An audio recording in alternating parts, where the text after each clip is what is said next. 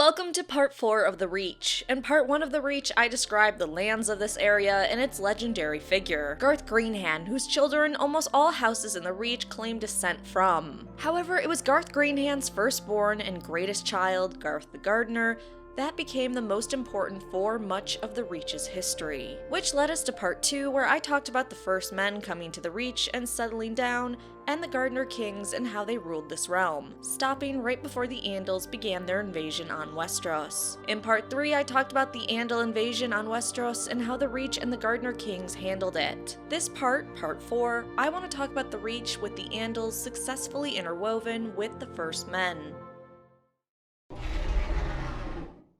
So as I talked about in part 3, the 3 Sage Kings successfully brought the Andals into the Reach with very little loss and bloodshed. And also, as I talked about at the end of part 3, great and wise kings aren't always followed by the best or brightest. Though some Gardener Kings after the 3 Sage Gardener Kings were strong and clever, there were also a lot of weak and foolish ones, even a woman, and none had the 3 Sage Kings' abilities or wisdom. After the Andals' arrival, and before Aegon I's conquest, the Reach would be engulfed in war as Gardener Kings fought for power, glory, and land against, and sometimes with, the Storm Kings, the Kings of the Rock, the many fighting Kings of Dorne, because this was before the Martells got set up as princes and princesses of all of Dorne, and the Kings of the Rivers and Hills. While plenty of battles and wars were fought in and around the Reach, we don't know them all, or at least haven't been able to read about them yet. And really, not all of them that we do know about are even worth talking about. We know King Lancel Lannister, also known as Lancel the Lion, went to war against the Gardener Kings of Highgarden at some point after the Andals' arrival.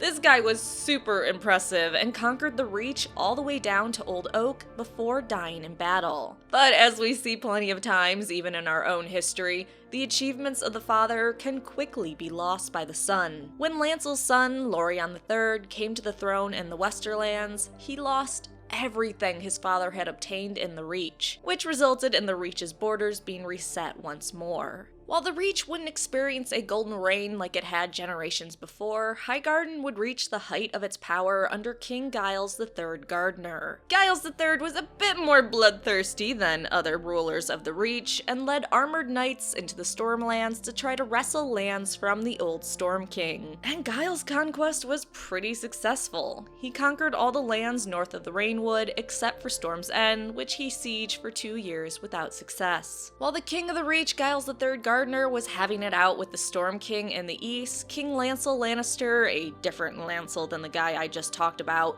invaded. The invasion didn't go well, and Lancel was killed in battle at Red Lake by Wilbert Osgrey, the Little Lion, but not before Lancel mortally wounded Wilbert with Bright Roar. With the death of their King of the Rock, the Westermen headed home. In all this, Lancel did manage to help out the Stormlands. In attacking the Reach, he forced the King of the Reach to return from the Stormlands to deal with the Westerlands in his territory. Had Lancel not done this and forced the King's return, the King of the Reach may have completed his conquest of the Stormlands.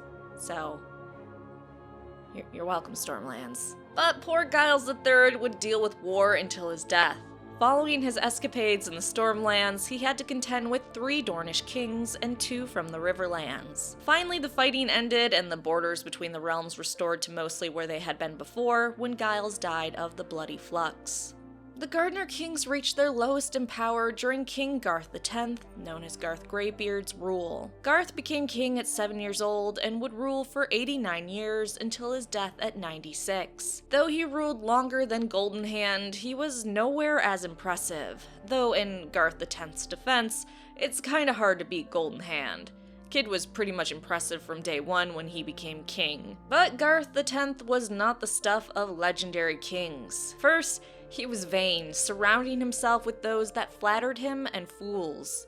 He was also incredibly frivolous, which isn't a good trait for ruling a realm surrounded by enemies. Not only that, but Garth just wasn't the sharpest tool in the shed. No one considered him particularly clever or wise.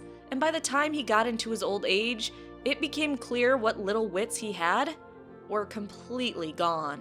With what little of his mental faculties gone in old age, others saw this as the perfect time to take advantage of the situation and grab something for themselves. This saw King Garth become the tool of different factions to get more wealth and power. So in King Garth X's older, feebler age, his Lord Bannermen found ways to take advantage of the weak king. Two of his bannermen in particular. See, King Garth X was a bit unfortunate in only having daughters and no sons. As good fathers do, King Garth had married his daughters off to his bannermen. One daughter to Lord Manderley and his other to Lord Peake. And you can see where this is going, can't you? House Manderley and House Peake both wanted their wives to succeed as Queen of the Reach because then, of course, they'd be kings of the Reach. This desire led to a lot of terrible things happening, which eventually escalated to open war between Lord Manderley and Lord Peake, with different lords joining both sides. This time was marked by murder, conspiracy, and betrayal. Poor Garth X was so feeble and mentally gone that he didn't really understand what was happening, and he lost territory to the Storm King and the Rock during this time. Sadly, the Dornish also took advantage and not only sieged Old Town, but also sacked Highgarden, chopping House Gardener's legendary throne, the Oaken Seat, into pieces before burning it. When they did so, they found King Garth was tied to his bed, covered in his own filth and whimpering. In what some would say was an act of mercy, the Dornish attacker slit his throat, took Highgarden's wealth, and then torched it. As you can imagine, chaos followed, but thankfully, after a decade of anarchy, it was a High Steward that came to the rescue. Sir Osmond Tyrell led an alliance of 40 houses to put down the rebellions, where he took the ruined seat of the Gardeners for them, and placed Mern VI Gardener, a second cousin of Garth X, as king. Though Mern wasn't the greatest king, being a man of modest gifts, he had great stewards. To help him rule, he relied on his stewards Osmond, and later Osmond's son, Robert Tyrell, and then Robert Tyrell's son, Laurent Tyrell. With their help, King Mern was able to rebuild Highgarden and restore power to House Gardener and the Reach. Understandably, King Mern VI was so happy with the Tyrell service, he wanted to give the next generation born the honor of claiming descent from Garth Greenhand. Marrying Sir Robert Tyrell to his youngest daughter, finally the Tyrells could boast that they had royal blood in them. Despite just being stewards, 9 more marriages between House Gardener and House Tyrell would take place over the centuries. Though Mern VI had helped restore much of the Reach and Highgarden with his stewards, it was his son, called Garth the Painter, that made some of those that hurt the Reach pay. I mean, when his father Mern died and King Garth XI came to the throne, he certainly earned his nickname, Garth the Painter. What was his paint? Blood. It was blood. Garth XI took revenge on the Dornish for what they had done, and afterwards it was said the Red Mountains had been green until Garth had painted them with Dornish blood, which is a pretty neat little tale.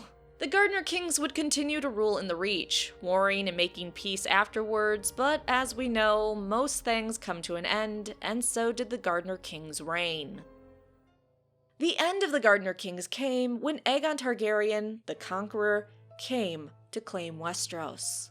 The Reach under King Mern IX and the Westerlands under King Loren I Lannister joined forces to take on the Targaryens, believing they could hold them with their combined forces. Together, they commanded one of the mightiest hosts Westeros had ever seen, an army of 55,000 men. Though House Gardener brought half as many more men than Loren, they may have had an even bigger army had his vassal, House Hightower, not refused to join him. Taking their mighty host, the two kings marched north from the Golden Grove to attack the would-be Dragon King. But Aegon heard of their coming, gathered his forces, and went forward to meet the two kings, moving much quicker than them. Aegon's sister wives with their dragons met him at the Stony Seth, and on the wide open plains south of the Blackwater Rush near the present Gold Road, the two armies clashed. When the two armies met in the open plains south of the Blackwater, the two Westerosi kings were delighted. For every one of Aegon's men, they had 5. But these numbers don't mean much when you have 3 dragons watching the battle, ready to join in at any moment. While House Lannister commanded the right, House Oakheart commanded the left, and House Gardner the center. They attempted to flank Aegon and smash his center with knights, but Aegon and his forces managed a defensive crescent. When the kings charged forward to break Aegon's spear lines, things went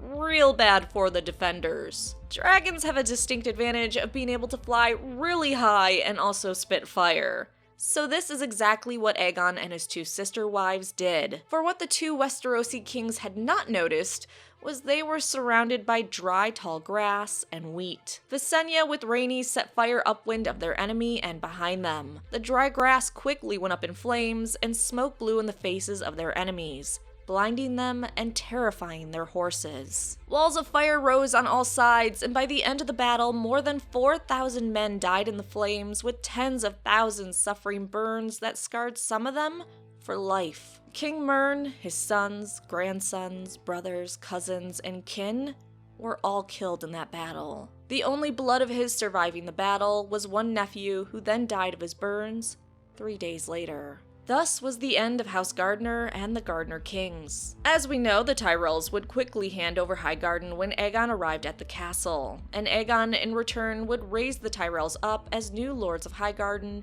and Wardens of the South. But don't be too sad for the Gardners. They had a run of thousands and thousands of years as kings, and many noble houses still have their blood in them. Not only that, but golden currency used by these kings, named hands with the hand sigil of their house on one side and a depiction of the current king when it was made on the other, are still around. But those coins are incredibly rare and only have half the value of a gold dragon.